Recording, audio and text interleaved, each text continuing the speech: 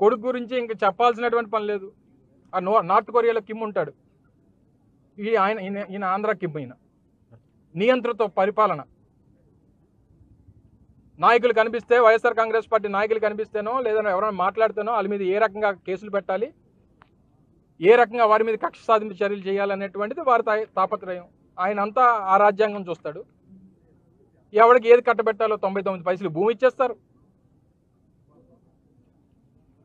ఈరోజు మెడికల్ కాలేజీలు, ఈ సూపర్ స్పెషాలిటీ హాస్పిటల్ ప్రైవేట్ వాళ్ళకి ఇచ్చేస్తారు. ఆర్టీసీ లాంటి భూములు తీసుకొని వచ్చి లూలు లాంటి గ్రూపులకి ఇచ్చేస్తారు. రియల్ ఎస్టేట్ సంస్థలకేమో 10 కోట్లు 20 కోట్లు ఉన్నటువంటి భూములు 50 లక్షలకి ఇచ్చేస్తారు. ఏం మీ అబ్బాయి జాగిరా ఏమన్నా? మీ రాష్ట్ర ప్రభుత్వం అంటే ఈ రాష్ట్రంలో పరిపాలన చేసేటువంటి ముఖ్యమంత్రి దగ్గర నుంచి కింద స్థాయి ప్రజాప్రతినిధి వరకు ఈ రాష్ట్రంలో ఉన్నటువంటి ప్రభుత్వ ఆస్తులకి, ప్రజల ఆస్తులకి మీరు కస్టోడియన్స్ మాత్రమే తప్ప మీకు ఎవరికి కూడా ఏ జీపీఆర్ రాసిచ్చేలేదు. మీకు నచ్చినట్టు అమ్మేసుకోవడానికి, మీకు కావాల్సినటువంటి వారికి కట్టబెట్టడానికి ప్రభుత్వాన్ని ప్రజలు మీకు ఇచ్చినటువంటిది రియల్ ఎస్టేట్ వ్యాపారం చేసుకోవడానికి కాదు, మీరు స్కాములు చేయడానికి కాదు, పేదవాడు పొట్టకొట్టడానికి కాదు. ఇన్ని కార్యక్రమాలు చేసి ఇంకా నేను సూపర్ హిట్. ఏం సూపర్ హిట్? దేనికి సూపర్ హిట్? హిట్ సినిమా ఇలాగైనా ఉంటుంది? ఇంత అన్యాయమైనటువంటి పరిపాలన, ఎంత అరాచకం, పేదవాడికి ఈ రాష్ట్రంలో చోటు లేదు అనేటువంటి విధంగా వీరు చేస్తున్నటువంటి పరిపాలన. చెప్పండి, ఇచ్చినటువంటి ఆ 2-3 స్కీమ్స్లో కూడా ఏదన్నా ఆయన సొంతం ఉందా? మళ్ళీ రేపు దసరాకు ఆటో వాళ్ళకి ఇస్తానంటున్నాడు. అది ఎవరి స్కీమ్? అది వాహనమిత్ర. ఇప్పుడు ఇస్తున్నాడు తల్లికి వందనం అని పేరు పెట్టాడు. అమ్మఒడి ఎవరి స్కీమ్ అది?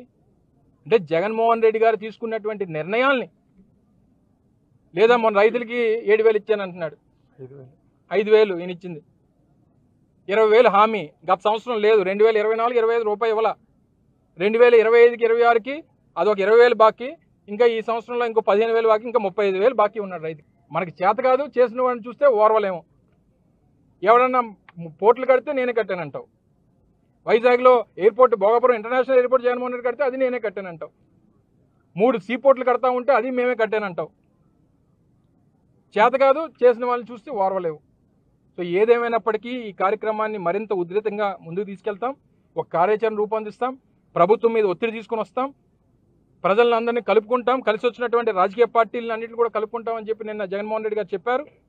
ప్రజా సంఘాలు కానీ, రాజకీయ పార్టీలు కానీ, పేదవాడు కానీ అందరినీ కలుపుకొని దీని మీద పెద్ద ఎత్తున ఒక కార్యక్రమాన్ని రాష్ట్ర వ్యాప్తంగా రూపొందిస్తా ఉన్నాం. నాకు నోరుంది కదా, నోటికి వచ్చినట్టు మాట్లాడేస్తాను అని అనుకోవడానికి ఇంతకు ముందు గవర్నమెంట్ కాదు. ప్రజల్ని రెచ్చగొట్టే విధంగా మాట్లాడడం కానీ, సమాజంలోని ఇబ్బందులు పడే విధంగా, సమాజంలో ప్రజలు కూడా ఇబ్బంది పడే విధంగా కనుక మాట్లాడే పరిస్థితి ఉంటే కనుక వాళ్ళ మీద ఎట్టి పరిస్థితి చట్టపరమైన చర్యలు తీసుకోవడానికి ఎక్కడా కూడా బ్యాక్ స్టెప్ వేసే పరిస్థితి అయితే ఉండదు. ఒకటి మాత్రం చాలా క్లియర్ గా గుర్తుంచుకోవాలి, ఇది మీ గవర్నమెంట్ కాదు. నోటికి వచ్చినట్టు బూతులు మాట్లాడతాము, నోటికి వచ్చినట్టు ఏది మాట్లాడినా చెల్లుబాటు అయిపోతుంది, మమ్మల్ని ఎవడు ఏమి చేయలేడు అనుకునే గవర్నమెంట్ కాదు. ఇది ఎన్డీఏ గవర్నమెంట్. ఎన్డీఏ గవర్నమెంట్ లో తప్పు చేసిన వాడు ఎవడైనా కూడా శిక్ష ఒకలాగే ఉంటుంది. నువ్వు నోటికి వచ్చినట్టు రెచ్చగొట్టే విధంగా మాట్లాడతాము, దానికి మాకు సంబంధం లేదు, మీరు మమ్మల్ని ఏమి చేయలేరంటే గనక ఊరుకునే ప్రసక్తి అయితే ఉండదు. లీగల్ గా అడ్వైస్ తీసుకుంటాము. డెఫినెట్ గా చట్టపరమైన